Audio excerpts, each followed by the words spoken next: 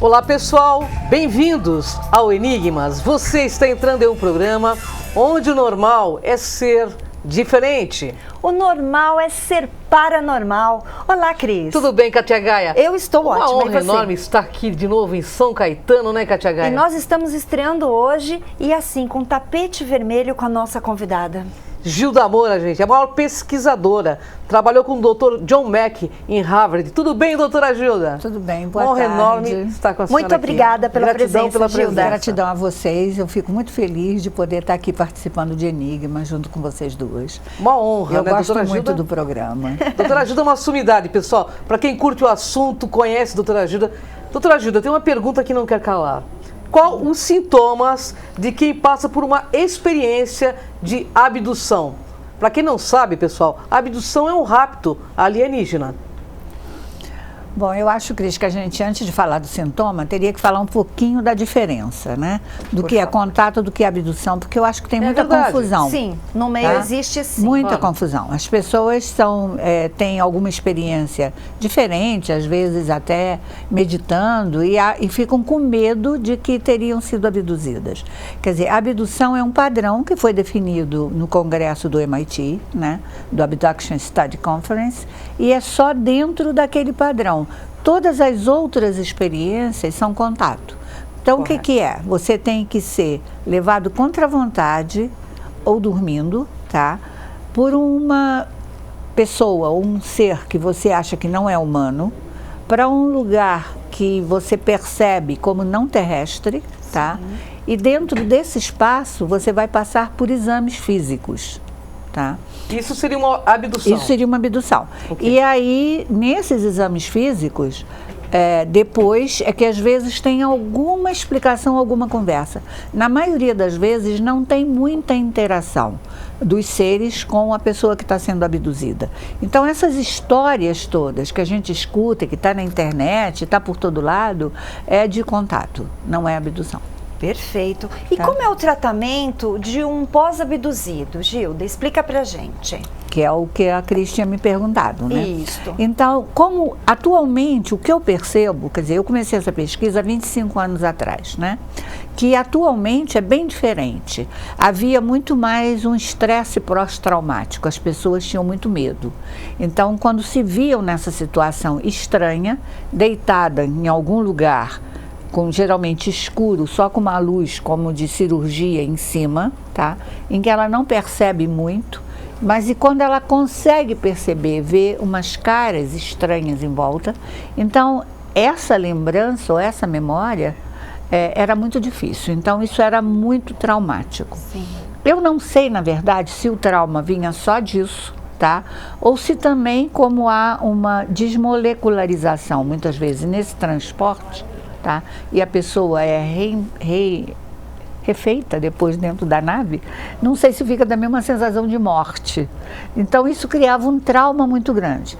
Atualmente, como tem muita mídia, muita coisa na internet, muito filme, o History com muito programa, sim, então as pessoas já se veem nessa situação, mas já não têm tanto medo, já não tem aquela reação pós-traumática tão evidentes, né?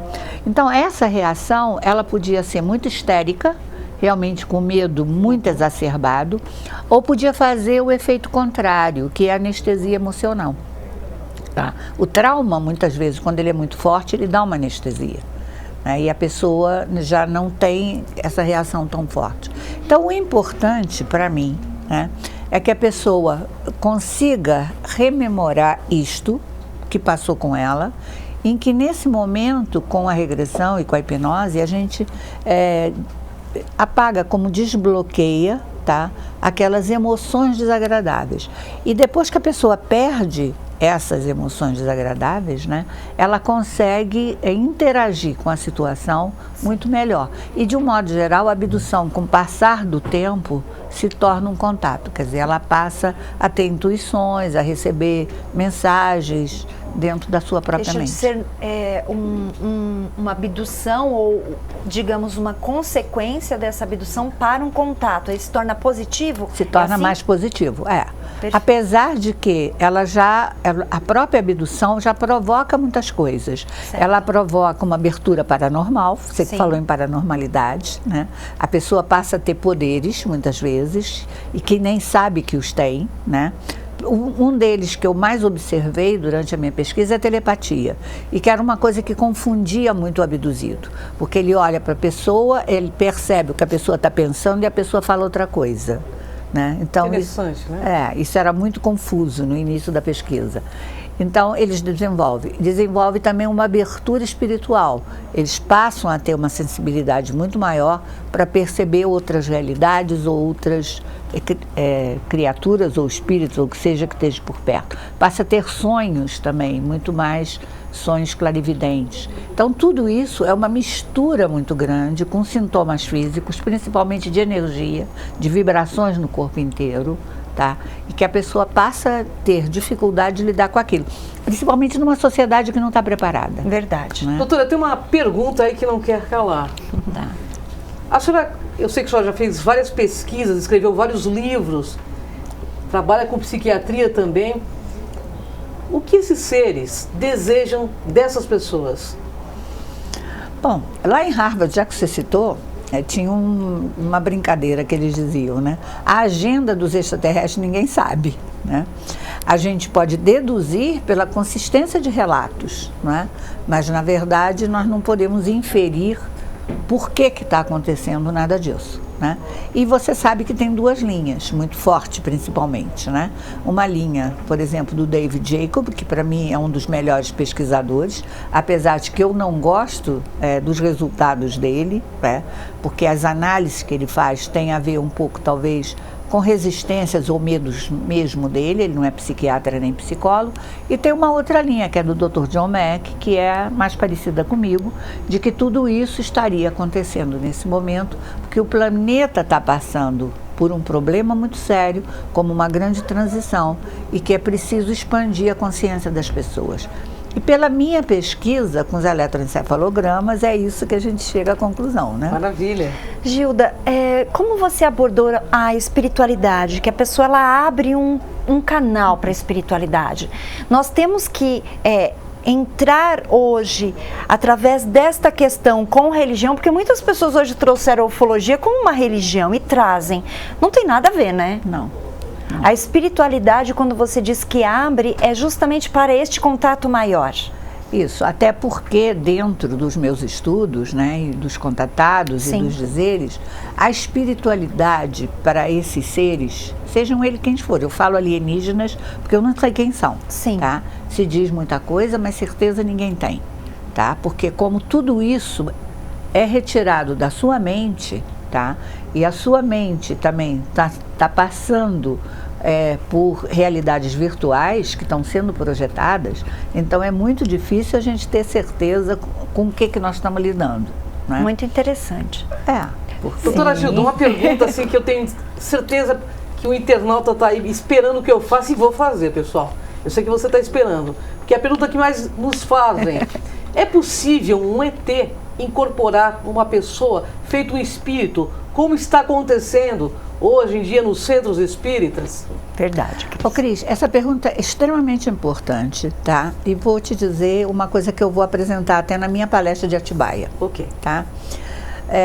Vinham me fazendo essa pergunta, inclusive o Juliano Posati, que fez o documentário. Data Limite, o documentário, e está fazendo esse novo, que vai ser lançado agora, ele queria fazer uma enquete sobre isso, quer dizer, quantos médiuns em centros espíritas mundiais estariam tendo nesse momento a percepção de estarem recebendo seres que não seriam espíritos, né?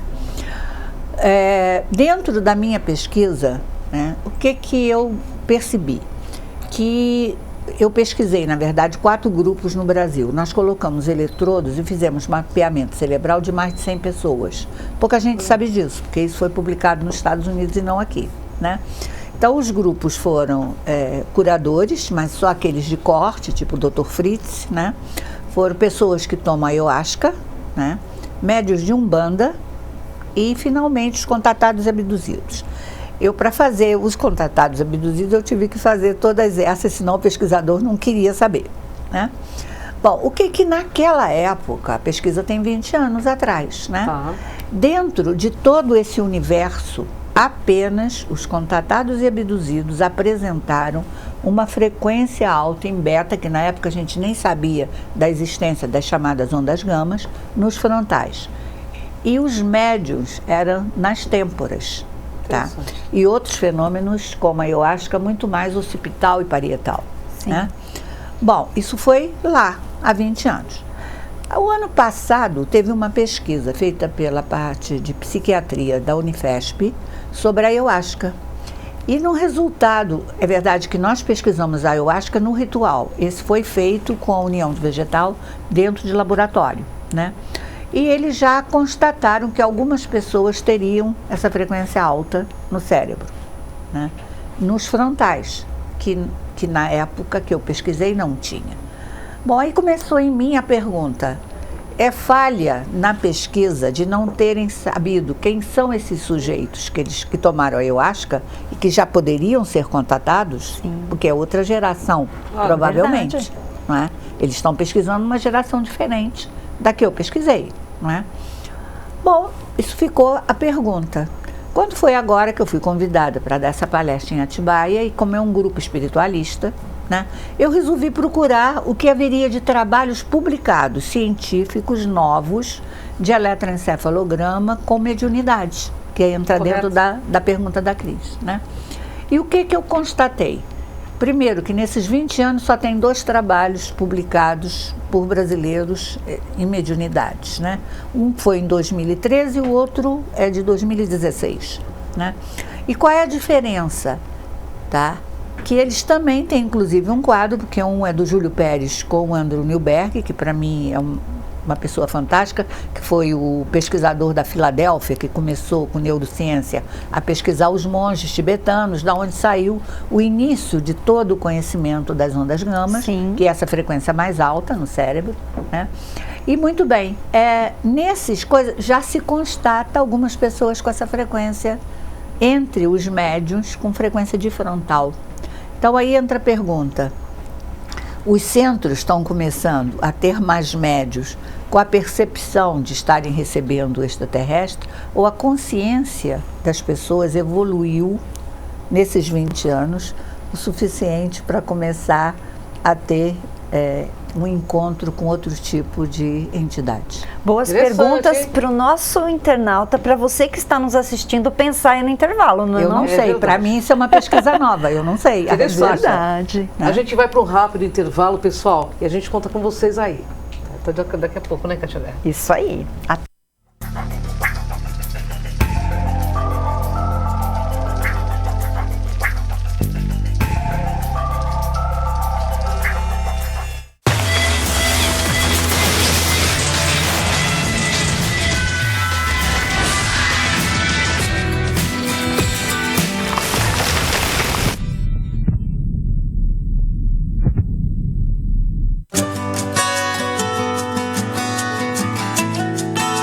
A verdadeira beleza está na vida e em todos os seus momentos. Fazemos 100% de esforço onde houver 1% de chance.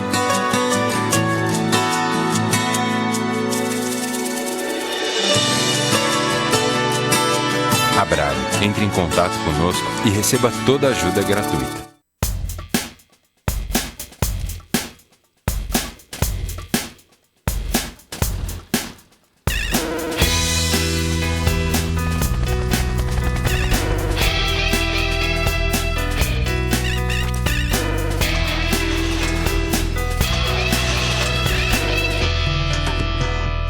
O planeta precisa do Greenpeace. O Greenpeace precisa de você. Junte-se a nós.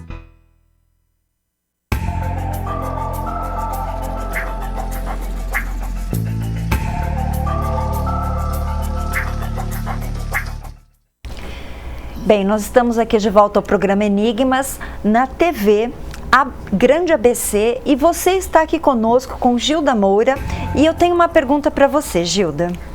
É possível ver híbridos de ETs entre nós? E qual seria a diferença entre eles e nós? Bom, para mim, eu não questiono se tem híbridos, né? Eu tenho quase certeza por todo essa pesquisa que tem híbridos entre nós, né? E não são poucos, tá? Normalmente você nem híbrido, nem... Muita gente chega para mim e diz, eu vi um extraterrestre porque vi uma criatura esquisita, tá? Não.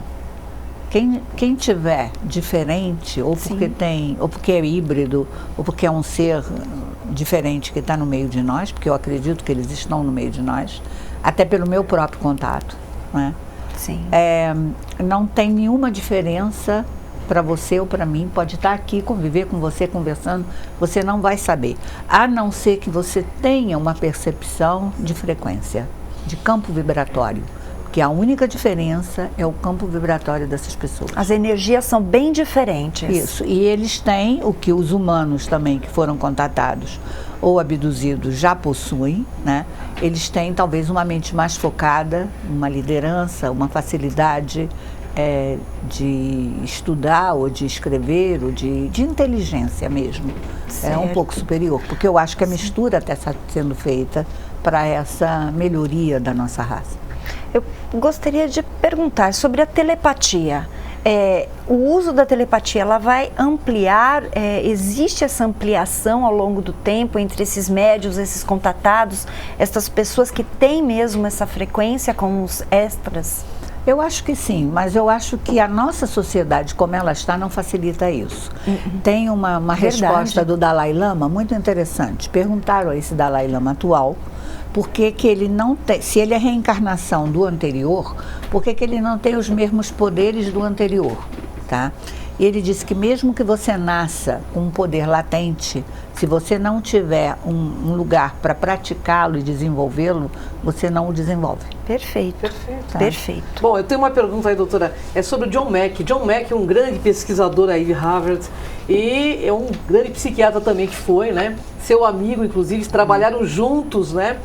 Qual o caso mais intrigante que a senhora pesquisou lado a lado com o John Mack?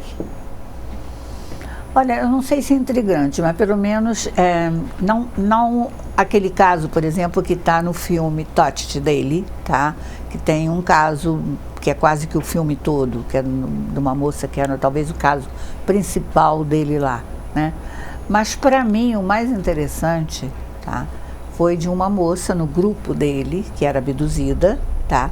Que estava todo mundo tratando exatamente da ansiedade, dos medos dela, né? E ela, na reunião, ela coloca, gente, eu sou domadora de animais, meu pai era de circo, me criou, eu não tenho medo de fera nenhuma, eu não tenho medo. Só que quando eu tô tremendo, a minha cama está tremendo, a minha mesa de cabeceira está tremendo, o meu abajur está tremendo. Logo, o meu medo é de alguma coisa que está interferindo em mim a nível físico, não é emocional, tá?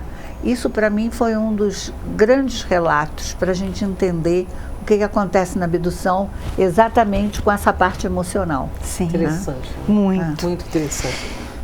Nós queremos saber sobre o seu contato. Você já teve um contato? Como foi? Bom, eu tenho uma história que eu coloco, que é quando muda a minha vida, muda tudo a partir dali, que eu conto no meu livro Rio Subterrâneo, que é a Noite Especial, não é? Em que eu convido umas pessoas, eu tenho que resumir aquilo, né? Eu convido umas pessoas para minha casa porque me disseram que tinha uma pessoa que tinha poderes, que era diferente. Eu fiz uma reunião com parapsicólogos e amigos para conhecer essa pessoa que me disseram que tinha alguns poderes. Para mim eram poderes paranormais, né? Eu só não sabia o que estava entrando na minha casa, né? Hoje em dia, eu nem acho que ele possa ser um ET, ele provavelmente deve ser um híbrido ou um duplo, alguma coisa assim, né? E ele me passa isso, quer dizer, num primeiro momento ele diz para mim que ele teve contato no vulcão nas Canárias, dentro do vulcão das Canárias, né? Então ele teve contato, ele seria então um contatado, mas não seria um ET. Mas depois, no meio da reunião, ele diz, e se tivesse um extraterrestre no meio de vocês, né? E, na verdade, o que ele fazia, quer dizer, ele parou uma casa por 2 horas. Ninguém se mexeu naquela casa por 2 horas. Eu, naquela época, nem sabia o que era isso. Eu só fui entender no livro do David Jacob. Por quê? Porque eu fui retirada do grupo. Eu fui para perto do bar, na sala, o grupo ficou reunido lá. E aqui que ele me paralisou e paralisou a casa. Quer dizer, de um modo geral, as pessoas não têm esses poderes, né? É fato. É, fato. E a minha vida muda toda a partir dali. Que bom, para você nos despertar, Com né? certeza, Ainda né? mais. Ainda mais Gilda Moura, uma pesquisadora deste naipe, né? Doutora, a senhora como pesquisadora reconhecida mundialmente que o que os governos estão preparando para a nossa humanidade em relação a esses seres? Teremos um contato? Olha, eu acho que do jeito que a humanidade ainda está, eu acho que um contato público geral com o povo, acho muito difícil para agora próximo, não acredito. Bom, o contato já existe, né? Invadido nós já estamos, né? Pelas mentes, por tudo que já acontece. Não uma coisa geral de uma nave descer, o ET aparecer. Sim. Isso não. Isso, de repente, só vai continuar com os governos. Mas, de qualquer maneira, está tendo uma aceleração, tá? E os governos estão sentindo isso e, com isso, estão começando tranquilamente a abrir tudo que eles têm em arquivos, até para a população tomar mais contato. Há uns anos atrás, já tem bastante tempo isso, há mais de 10 anos, teve um congresso chamado Quando as Culturas Cósmicas se Encontram em Washington. Tá? Tinha muita gente da ONU e foi exatamente para se estudar o que era preciso fazer para preparar a humanidade. Isso foi antes de passar aquele filme da autópsia do ET, né? Foi antes disso. Então chegaram à conclusão que as crianças do planeta estavam preparadas, o problema é dos adultos. Tá? Então que tinha que mudar a forma como a mídia estava encarando isso. E a mídia, em vez de passar a gozar, tinha que passar a informar. E a partir daí que começa a ter muito mais filmes, muito mais documentários sobre esse problema. Inclusive a autópsia foi lançada no mundo inteiro, que a maioria das pessoas não sabe, no mesmo horário, em todos os canais. O filme é falso, mas está passando uma realidade. É fato. Gilda, fala um pouquinho sobre o seu projeto. Eu sei que você está inserida num projeto novo, bem interessante. Conta pra gente, porque nós estamos aqui aguardando.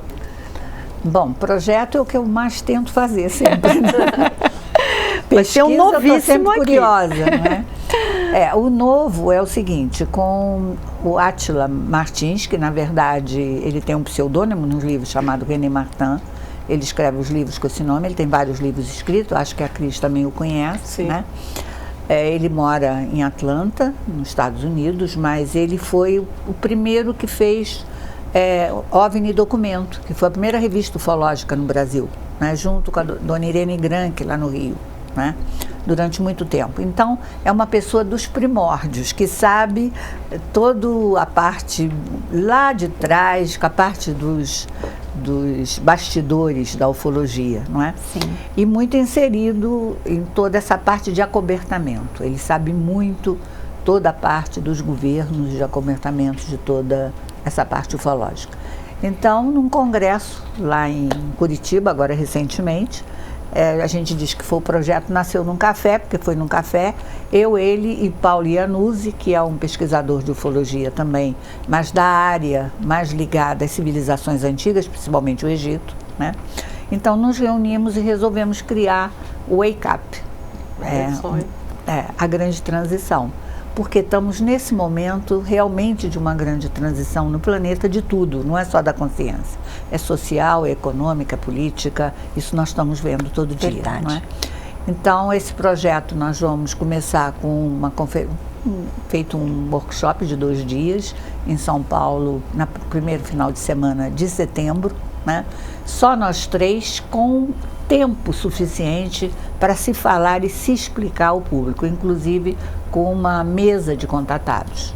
Tá? Nós esperamos vocês aqui para falar um pouquinho perto de setembro. E fica o convite ao Átila, nosso querido Átila, para estar aqui conosco. A todos, né? A todos, vai ser um prazer enorme. Doutora Gilda, para encerrar praticamente, nós estamos nos nossos 5 minutos finais aí, pessoal. Uma pena, né? Doutora, qual a diferença entre ufologia e espiritualidade? Como separar o falso do verdadeiro? A senhora pode responder isso de carteirinha, né? Bom, até entra um pouquinho dentro de uma pergunta que a Kátia tinha me feito. Foi da espiritualidade. Sobre a espiritualidade, né? E que eu até acabei não falando. Para mim, a espiritualidade ligada à parte ufológica é uma espiritualidade científica, é uma espiritualidade física, tá? Ela lida com energia, ela lida com frequência, tá? Ela não lida com religião. Exatamente. Tá? Que fique muito claro, né? Que fique muito claro. Isso. Hoje, Gilda, mais abduzidos ou mais contatados? Eu acho que mais contatados. Né? Até porque os abduzidos, depois de um certo tempo, também se tornam contatados. Ei, né? que bom! Agora, sobre a pergunta dos médiuns, né? Sim. Nos centros espíritas, há muitos anos atrás eu dizia o seguinte: o dia, porque nós temos muitos médiuns no Brasil, Claro. o dia que todos os médiuns brasileiros se tornarem canais, né?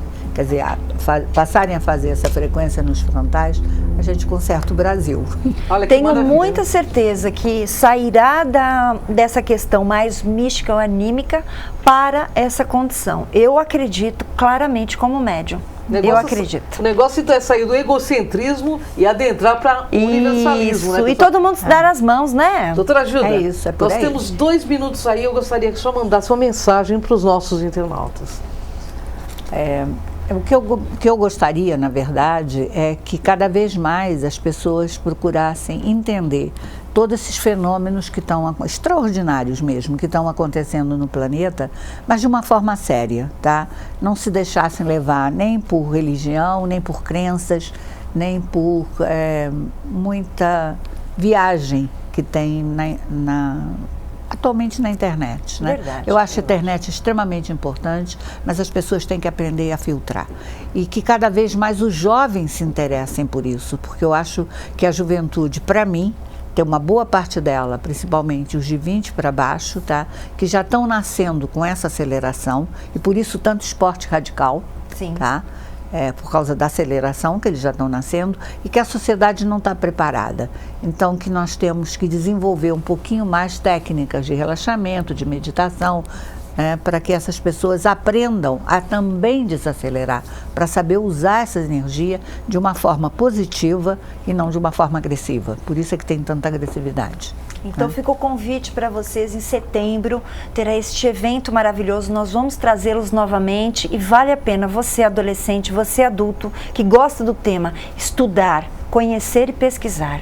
É isso mesmo. Doutora Gilda, gratidão. Gratidão. Tá, Uma muito honra obrigada às enorme duas, estar com tá? você. Obrigada, Espero que esse mesmo. seja o primeiro de muitos. Gratidão pela estreia Tá, do Enigmas. obrigada. E mais Uma ainda, honra obrigada enorme. pela honra. A de honra estar é aqui na nossa. estreia. Honra é nossa. Obrigada. Muito Gratidão, obrigada doutora, mesmo. pela presença. Gratidão, Kátia Gaia. Gratidão aos Gratidão, internautas, Cris. né?